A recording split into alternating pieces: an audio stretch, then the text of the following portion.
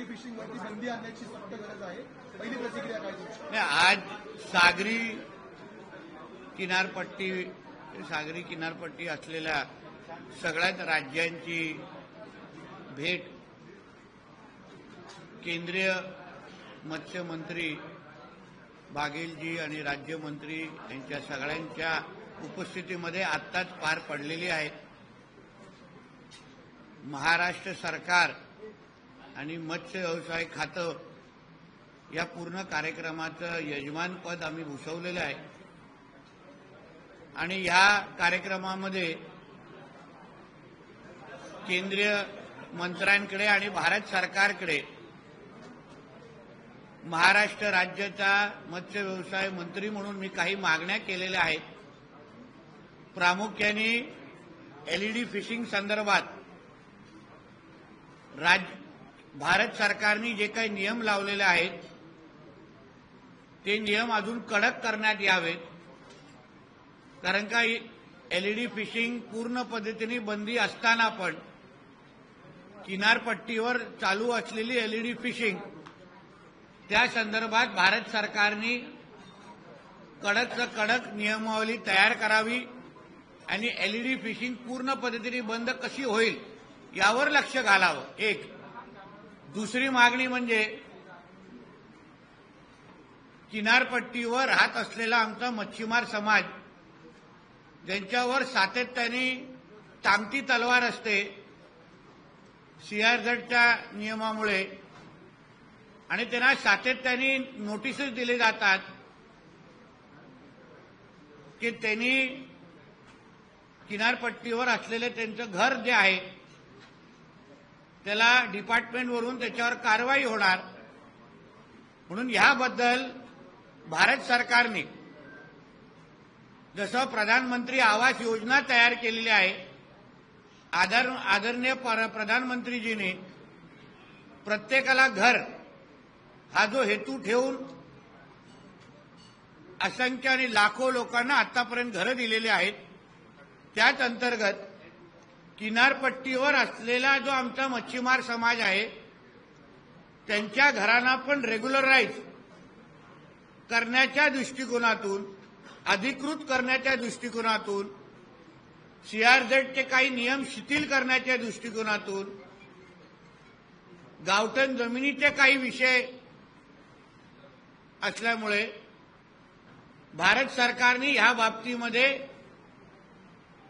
अन्य लोकांना जसं घर देण्याची योजना राबवत आहेत त्याच चौकटीमध्ये, त्याच नियमामध्ये आमच्या मच्छीमार समाजाला पण त्यांचं घर कायमस्वरूपी करण्याच्या दृष्टिकोनातून पावलं उचलावी अशी एक मागणी मी भारत सरकारकडे केलेली आहे.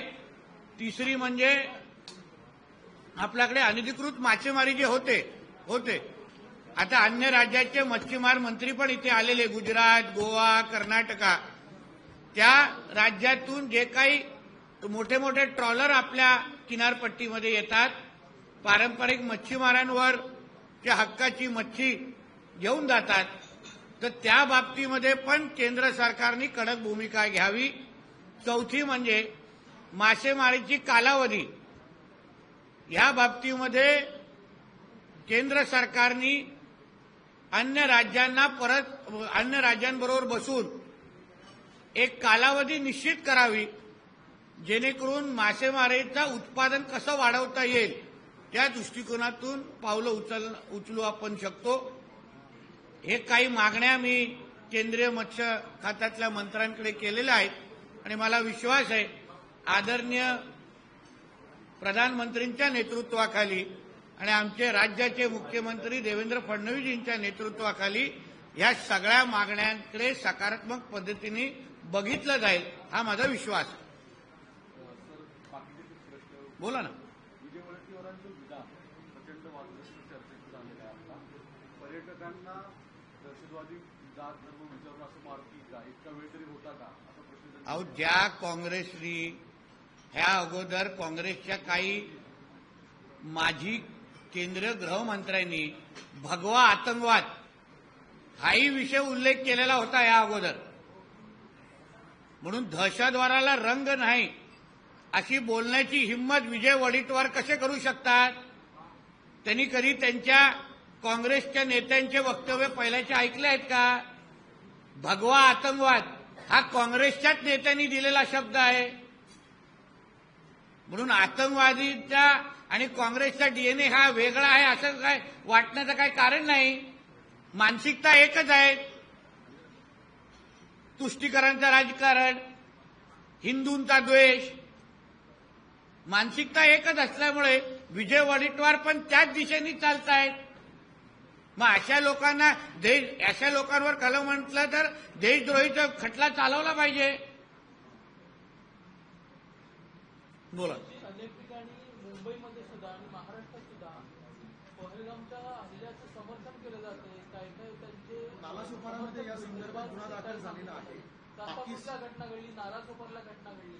बघा, जे पाकिस्तानचे प्रेमी आहेत या राज्यामध्ये आमच्या आदरणीय मुख्यमंत्री देवेंद्र फडणवीसजींनी सक्त ताकीद दिलेली आहे. ज्यांना पाकिस्तानवर प्रेम आहे, ज्यांना त्यांना झेंड्यावर प्रेम आहे, त्यांनी तात्काळ बॅग भरून इथून निघून जावं. आमच्या या भारत देशामध्ये अशा या पाकिस्तानी प्रेमीच्या एकाला पण राहण्याचा अधिकार नाही. आम्ही ठेवणार नाही. चुकून बुकून नाव बदलून हिंदू नाव ठेवून अगर कोण राहताना आम्हाला कोणाक सापडलं तर तंगड्या हातात देऊन बाहेर पाठवण्याचा कार्यक्रम घेण्याची वेळ आणू नका. आमच्या ह्या देशामध्ये, आमच्या ह्या महाराष्ट्रामध्ये कुठल्याही पाकिस्तानी प्रेमीचा राहण्याचा अधिकार नाही. 1 इंच पण जागा आम्ही देणार नाही. म्हणून ज्यांनी आता हल्लीमध्ये जे काही पाकिस्तानवर विरोध होत असताना ज्यांना पाकिस्तानवर प्रेम उपळून येत आहे ना, निघून जा तुमच्या पाकिस्तानच्या अब्बाकडे, बसा त्याच्या मांडीवर. आमच्या मुंबई महाराष्ट्रामध्ये तुम्हाला जागा नाही.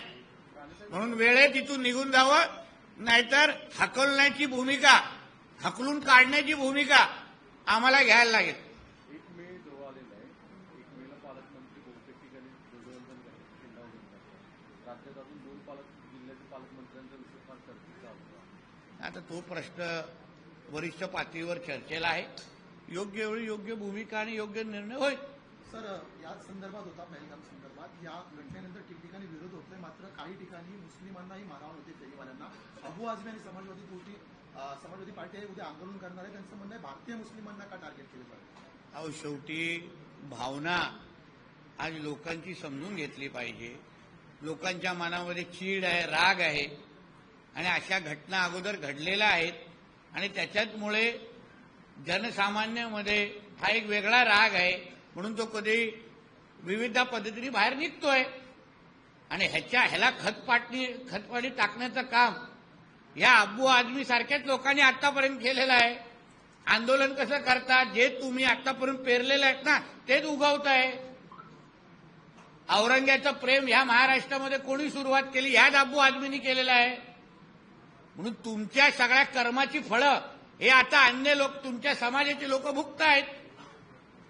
तर नवीन शैक्षणिक धोरणामध्ये पाहिलं तर मुघल इतिहासाचा गाळण्याचा जो पहिला टप्पा प्रिंट झाला त्याच्यामध्ये दिसून येत आहे आणि त्या ठिकाणी भारतीय संस्कृती आणि भारतीय तत्वज्ञानाचा समावेश करण्यात आलेला आहे. महाकुंभाचा त्यामध्ये समावेश करण्यात आला. चांगली गोष्ट ना, अभिनंदनाची गोष्ट आहे.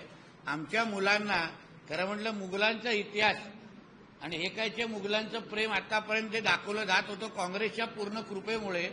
त्याला अगर पुसण्याची भूमिका घेत असेल तर कौतुकाची गोष्ट आहे. साहेब, काल 2 दिवसांपासून तुमचं आणि योगेश कदम यांची वाकयुद्ध खूप चर्चा आहे. काय, कशामुळे? योगेश कदम हे माझे मित्र आहेत. दुसरीकडे जाणारा बाण त्यांनी हातगावर का घेतला हा सर्वात मोठा प्रश्न आहे. मुळामध्ये माझं भाषण व्यवस्थित बघितलं असतं, ऐकलं असतं. आमचं हिंदुत्वादी विचाराचं सरकार आहे. आमची लढाई हे दहशतवाद आणि जिहाद्यांच्या विरोधात आहे. म्हणून हिंदूंनी आपसात भांडू नये हे मी परत एकदा सगळ्यांना सांगतो. कारण हेच त्या जिहाद्यांना पाहिजे, हेच त्या दहशतवाद्यांना पाहिजे की हिंदूंनी आपसात भांडलं पाहिजे.